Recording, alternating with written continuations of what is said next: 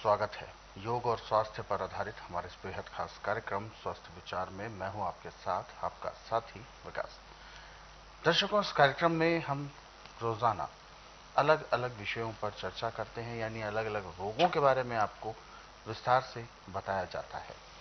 कौन सा रोग किस तरीके के लक्षण उत्पन्न करता है, कैसे रोग का उत्थान होता है यानी पनपता है, और फिर वह अगर भयंकर हो तो क्या उसका परिणाम होता है। लेकिन उसके साथ साथ आपको बताते हैं कि क्या कुछ उपचार करने से आप रोगों में रोकथाम कर सकते हैं या रोगों को जड़ से ठीक कर सकते हैं। लेकिन इसके लिए आपके अंदर जागरूकता होनी सबसे पहले जरूरी है, और वही जागरूकता हम इस कार्यक्रम के जरिए प्रयास करते हैं कि आपको सभी चीजें पता हों, सभी प्रकार की जानकारी आप तक पहुंचे, ताकि आप स्वयं में जागरूक रहें और अपने सेहत का ख्याल रख सकें। आज के इस अंक में भी हम एक ऐसे ही विषय पर बात करेंगे जिसमें कि बालों को लेकर जो समस्याएं उत्पन्न होती हैं, उन्हीं विषयों पर हम चर्चा को जारी करेंगे। इससे पहले कि हम कार्यक्रम को आगे बढ़ाएं, कॉपी पेन साथ में आप लेकर बैठा करें। जब भी नुस्खे उपचार आपको बताए जाते हैं या इस कार्यक्रम में जो भी जानकारी दी जाएगी उसको नोट जरूर कर लिया करें। तो आगे बढ़ते हैं और शुरू करते हैं आज के मुख्य विषय पर चर्चा। गुरु जी, गंजापन होना अपने आप में ही एक प्रकार की कुरूपता भी कहलाई जाती है, क्योंकि असमय अगर बाल झड़ जाते हैं तो व्यक्ति समय से पहले उम्र दराज लगने लगता है। क्यों झड़ते हैं? आजकल ये बच्चों के साथ भी देखा जा रहा है। क्यों बाल झड़ना हर वर्ग के लिए एक कॉमन बात हो गई? देखिए, बाल झड़ने का कारण एक नहीं, इसके 4-5 कारण हैं। परंतु मुख्य कारण है आपका रहन सहन, अच्छा। खान पान, और जो ये तरह तरह के साबुन बन के आ गए, केमिकल युक्त जो साबुन है। अब इसका उपचार पूरे संसार के अंदर मेडिकल में, आयुर्वेद में, यूनानी में, होम्योपैथी में नहीं है। ये प्रैक्टिकली है। परंतु मेरे पास इसका उपचार भी ऐसे है जैसे खेत में से गाजर मूली निकालना। अब इसमें हमें किसी के पास जाने की जरूरत नहीं, आप घर में तैयार कर सकते हैं। अब जून का महीना आधा बीतने को जा रहा है। अब अचार भी पड़ने शुरू हो गए और पके हुए आम भी आने शुरू हो गए। बिल्कुल। आप जो अचार वाले आम हैं उसका अचार डालिए। अच्छा, अचार कम से कम आपके पास 10-15 किलो होना चाहिए,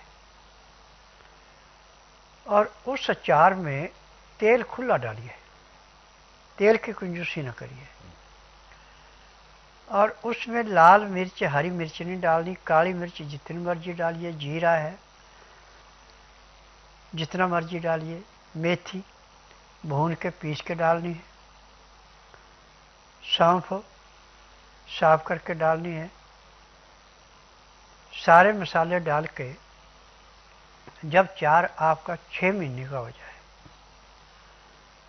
तो उसका तेल आप निकाल करके छान करके शीशी में रख लें, कांच की शीशी में। अब ये तेल आप सुबह नहाने के बाद आधे घंटे तक मालिश करें, सिर में अच्छी तरह मालिश करें, अच्छी तरह मालिश करें। जिसके बाल झड़ने शुरू हुए उसके तो झड़ने बंद हो गए, और बालों की जड़ें नीचे थी तो दोबारा उगने शुरू हो गए। अब ककड़ी जिसमें रुएं ज़्यादा है, ककड़ी को पीस के उसका रस निकाल लो।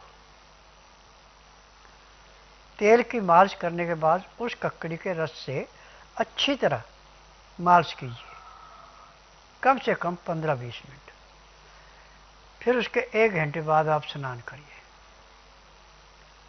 जिसके छिद्दे बाल उसके घने बाल हो जाएंगे, जिसके बाल झड़ने लगे थे तो झड़ना तो बंद हो ही गए, परंतु बाल भी अच्छे मोटे बाल आएंगे, बारीक नहीं आएंगे, और घुंघराले बाल आते हैं। अच्छा।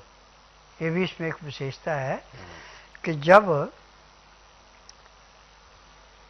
ककड़ी का जूस बालों में लगाया जाता है और आम के अचार के तेल की मालिश की जाती है तो बाल थोड़े बारीक हैं, वो थोड़े मोटे हो जाते हैं और घुंघराले होते हैं। उम्र आपकी चाहे कोई भी, बाल काले आएंगे। अच्छा, ये दोबारा से बाल आने के लिए ये टेक्निक बहुत हाँ। जरूरी है। और ऐसे में गुरुजी अगर देखा जाए तो बालों का नॉर्मल व्यक्ति भी ऐसा क्या ख्याल रखे जिसकी वजह से झड़ना ना हो, ऐसा उसे झड़े नहीं? देखिए, ये तो आप केमिकल वाला साबुन लगाना बिल्कुल बंद कर दें। यदि आप के पास गाय भैंस है तो इसकी लस्सी से आप स्नान करते हैं तो आपके बालों में कोई नुक्स नहीं होगा, न बाल झड़ेंगे। यदि लस्सी नहीं है, मुल्तानी मिट्टी से स्नान कर लें, वो भी हर किस्म के रोग को काटती है और चमड़ी पे खुश्की नहीं आने देती। परंतु ये चीज़ें आपके पास नहीं हैं तो फिर आपको थोड़ी मेहनत करनी पड़ेगी। या आप तो नीम के पत्ते पानी में उबाल कर स्नान करें, या फिर बकैन के पत्तों को पानी में उबाल कर स्नान करें, तो ना बाल झड़ेंगे ना शरीर में किसी किस्म की खाज खुजली होगी। अच्छा, ये बकाइन के पत्ते और ये सब जो आपने बताई हैं चीजें, ये कैसे पहचान होगी इनकी, कैसे होते हैं ये सब?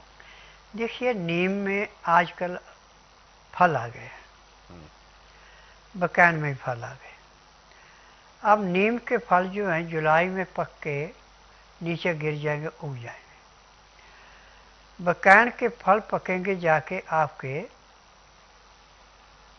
फरवरी मार्च में, और ये झड़ेंगे जाके जुलाई में।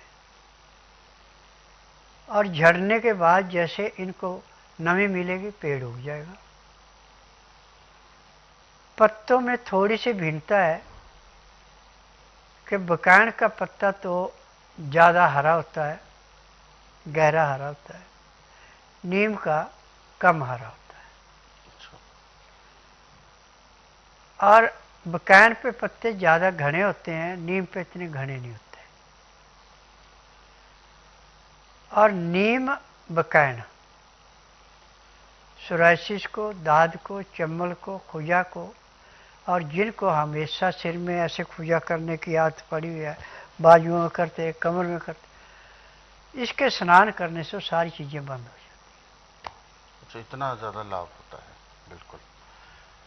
तो वास्तव में दर्शकों, ये सब चीज़ें तो आप स्नान करते हुए भी ध्यान देंगे ताकि कभी ऐसी कोई दिक्कत ना हो, क्योंकि स्नान करने से सबसे पहले हम अपने सिर पर ही पानी डालते हैं और सिर को साफ करते हैं, बालों को साफ करते हैं। तो ऐसे में ध्यान रखें कि बालों में जो आप पानी डाल रहे हैं उसमें कुछ ऐसे औषधीय चीज़ें मिला दें आप, ताकि लाभ करे आपको।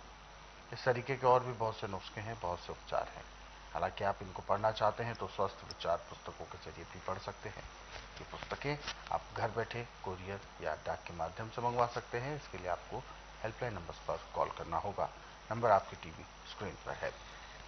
आगे बढ़ते हैं गुरुजी, जैसा कि आपने अभी एक और छोटी सी बात बताई थी स्नान को लेकर, तो क्या कुछ ऐसी सावधानी और ऐसे क्या क्या चीजें मिलाई जाएं स्नान के समय में ही कि वो प्राकृतिक भी रहे, कोई केमिकल युक्त भी ना रहे और हमें लाभ भी दे, बालों में भी त्वचा में भी? देखिए, आप नीम के पत्तों को पानी में उबाल के या बकैन के पत्तों को पानी में उबाल के पीते हैं तो ना तो चमड़ी पे किसी किस्म की फोड़ा फुंसी होगी और न खुजा होगी, न दाद, न चम्बल, कोई नहीं होगी। और यदि आप किसी गलत जगह पे ऐसे बैठे जहाँ पे किसी रोग के कीटाणु गिरे थे, वो आपके शरीर में चले गए तो वहीं को वहीं खत्म हो गए। अच्छा, उसमें भी लाभ मिल जाता है? हाँ। बिल्कुल। तो ये एंटीबैक्टीरियल भी होगा। और इन दिनों जिस समय पर संक्रमण का प्रकोप ज्यादा होता है, जिस मौसम में, ऐसे में आप इन चीजों का प्रयोग करेंगे तो यकीनन आपको बहुत लाभ मिलेगा। बहरहाल, आप इस कार्यक्रम से अगर जुड़ना चाहते हैं तो आप हमें कॉल कर सकते हैं। कोई भी ऐसा सवाल जो आपके जहन में है आपके शारीरिक कष्टों को लेकर, तो आप हमें कॉल करें या व्हाट्सएप के जरिए अपना मैसेज भेज सकते हैं। व्हाट्सएप मैसेज में आपको लिखना है अपना नाम, उम्र, कहाँ से बात कर रहे हैं और पूरा सवाल। ताकि आपका सवाल अभी लिया जा सके और आपको मार्गदर्शन भी प्राप्त हो सके। अगले सवाल पर हम बढ़ते हैं। अगला सवाल जो हमें भेजा है, ये मैसेज जो हमें आया है राजकुमार जी का, और इन्होंने अपना मैसेज भेजा है झारखंड से, चतरा झारखंड से इन्होंने अपना मैसेज भेजा है। और इनका सवाल है कि एक पेशेंट के बारे में ये बता रहे हैं और उनको ट्यूमर की समस्या डिक्लेयर हुई है, डॉक्टर्स ने कहा है। देखिए, ट्यूमर का इलाज पूरे संसार में मेडिकल में, आयुर्वेद में, यूनानी में नहीं है। ऑपरेशन करेंगे रोग बढ़ेगा घटेगा नहीं। मेरे पास ट्यूमर का इलाज ऐसे जैसे दूध में से मक्खी निकालना। बुधवार छोड़कर गुरुवार से लेकर मंगलवार के बीच में रोगी को मेरे पास लाएं। जिस दिन लाना उस दिन रात्रि 10 बजे तक खिलाफ ला के दातन कूड़ा खुरा के बड़ी इलायची मुंह में चूसने के लिए दे दें। सुबह जब तक मैं नाड़ी परीक्षण नहीं करूं तब तक एक बूंद भी पानी पीने को या कुछ खाने को नहीं देना। 9 से 10 के अंदर इसका नामकरण कराना। 10 से 12 में नाड़ी परीक्षण करूंगा। नाड़ी परीक्षण में पैर के तलुए से सिर के बाल तक की MRI, CT scan, x ray, ultrasound, ECG, sonography सब कुछ 5 सेकंड में हो जाए। फिर इसके बाद दवाइयाँ खाने की हैं, पीने की हैं, मालिश करने के तेल हैं, आँख में, नाक में, कान में डालने की दवाइयाँ, दांत मंजन है, ये सब जड़ी बूटी हैं। और मेरी अपनी फार्मेसी उसी में बनती है। दवाइयाँ रजिस्टर्ड है, पेटेंट है, इनका साइड इफेक्ट कोई नहीं है। और आपने टीवी के माध्यम से कईयों के इंटरव्यू सुने होंगे जिनको ब्रेन ट्यूमर था और डॉक्टर ने जवाब दे दिया था, वो भी यहाँ आके पूर्ण रूप से आज स्वस्थ और अपना काम कर रहे हैं। तो ये